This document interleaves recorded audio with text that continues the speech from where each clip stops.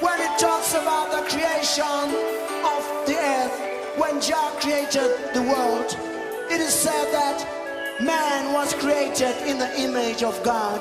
But it does not tell us whether God was black, white, colored, or Indian. So man was created by God. When I see a black man, I see the image of God. I see a white man, I see the image of God. Southside DJ.